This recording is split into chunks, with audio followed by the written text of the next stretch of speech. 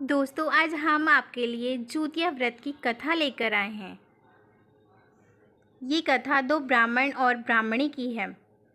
एक नगर में ब्राह्मण और ब्राह्मणी रहते थे। वो बहुत गरीब थे और उनकी 5 बेटियां थीं। ब्राह्मण रोज़ सुबह भिक्षा मांगने जाते और शाम तक जो भिक्षा लेकर आते, उस अनाज से उनकी 5 बेटियां रोटियां बनाती और भर पेट खा लेती और ब्राह्मण और ब्राह्मणी के लिए आधी आधी रोटी रख देती।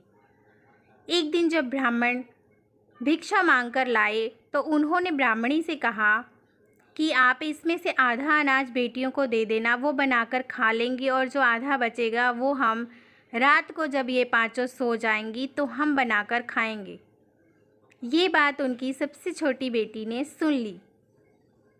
फिर उन 5 ने सलाह की कि हम जितना भी सामान खाना बनाने का होता है वो हम छुपा कर रख लेंगे। अगले दिन ब्राह्मण जब भिक्षा मांगकर लाए तो ब्राह्मणी ने आधा उनको दे दिया। उन्होंने बनाकर खा लिया और आधा छुपाकर रख लिया।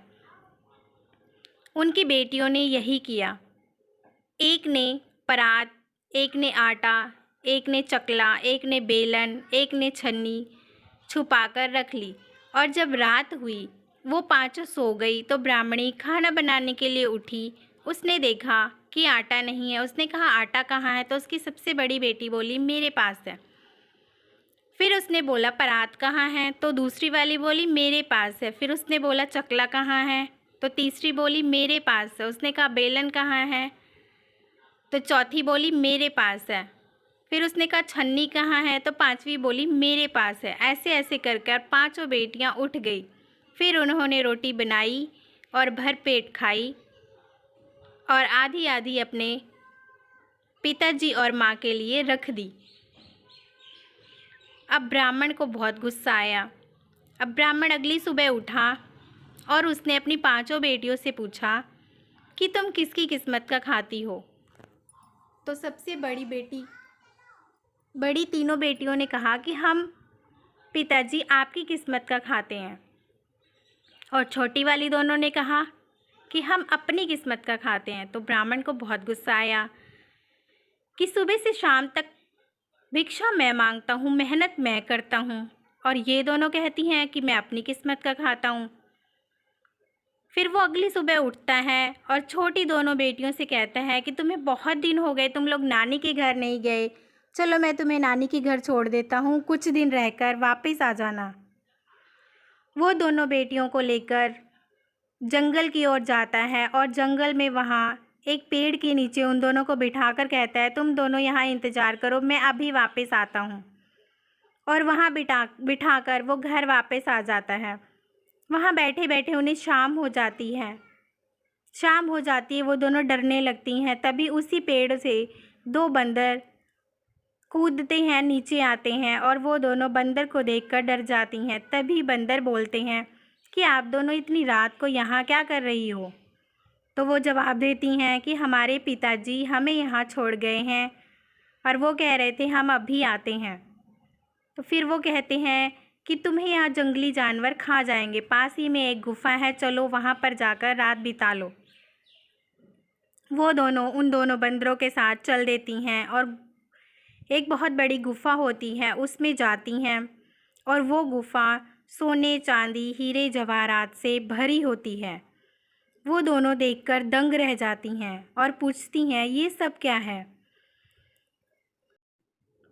तब वो दोनों बंदर जवाब देते हैं कि हम बंदर नहीं हैं, हम किसी ऋषि के श्राप के कारण बंदर बन गए हैं। हम राजकुमार थे और हमारा राजमहल था और उसी श्राप के कारण हमारा राजमहल इस जंगल के नीचे दब गया है।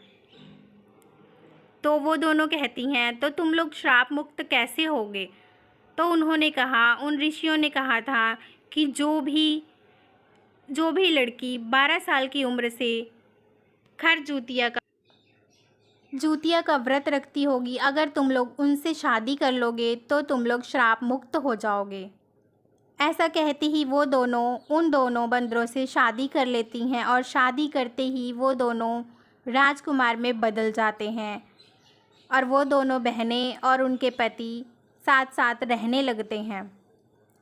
फिर इस बात को 2 साल हो जाते हैं लगभग। फिर उनकी माँ कहती है पांचों बेटियों की कि ब्राह्मण से कि आप कितने दिन हो गए नानी के घर उनको, अब ले आओ। फिर वो ब्राह्मण सोचता है कि मैं जहाँ छोड़कर आया था अब तो वहाँ से उन्हें कोई जानवर खा गया होगा।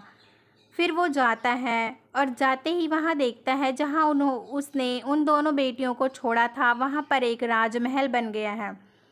वो वहाँ के लोगों से पूछता है तो लोग कहते हैं कि ये यहाँ पर जंगल था, अब तो यहाँ पर राजा का राजमहल बन गया है। और ये सब देखते ही वो उस राजमहल के अंदर जाता है और अंदर उन दोनों बेटियों को देखकर दंग रह जाता है। वो दोनों बेटियां पिताजी को देखकर बहुत खुश होती हैं और उसकी बड़ी सेवा भाव से आवभगत करती हैं। ब्राह्मण को बहुत शर्मिंदगी होती है, वो अपनी दोनों बेटियों से माफ़ी मांगता है और ऐसे करके सारी कहानी बताती हैं। फिर वो बहुत शर्मिंदा होता है। बोलो जूत वाहन महाराज की जय।